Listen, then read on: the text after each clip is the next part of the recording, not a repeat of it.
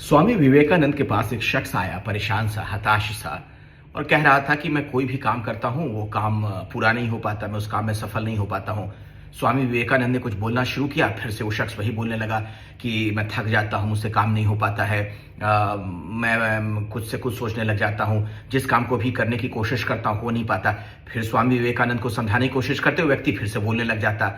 अंत में स्वामी विवेकानंद ने क्या किया कि उनके आश्रम में जो एक कुत्ता था, उन्होंने उस व्यक्ति को कहा कि इस कुत्ते को लेकर जाओ और 1 घंटे घुमा कर लाओ, फिर मुझसे बात करना। 1 घंटे के बाद जब वो व्यक्ति वापस लौटा तो कुत्ता हांफता हुआ आया, जबकि वो शख्स जो था वो बिल्कुल ठीक था। वो ज्यादा थका हुआ या परेशान नहीं दिख रहा था। स्वामी विवेकानंद ने उस व्यक्ति से कहा, ये कुत्ता हाफ रहा है, परेशान है, लेकिन तुम ठीक दिख रहे हो, क्या वजह है?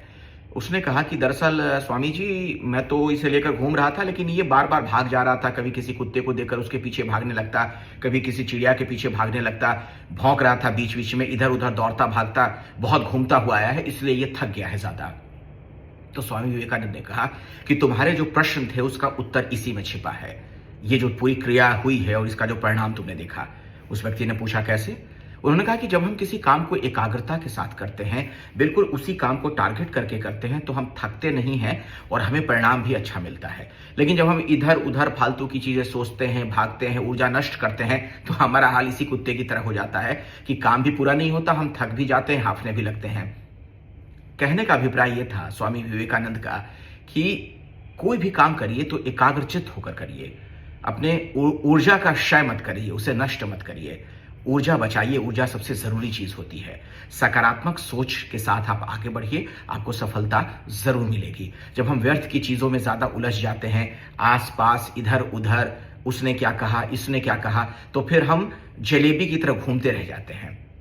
सीधा और सटीक सोचने का जो तरीका होता है उसे डेवलप करिए, विकसित करिए, और जो आपका लक्ष्य है जीवन में, जो भी आप करना चाहते हैं, उसको कैसे हासिल कर सकते हैं उसके बारे में सोचिए और उस ओर ही आगे बढ़िए, बिना इधर उधर सोचे हुए, बिना इधर उधर वक्त और ऊर्जा गंवाए हुए।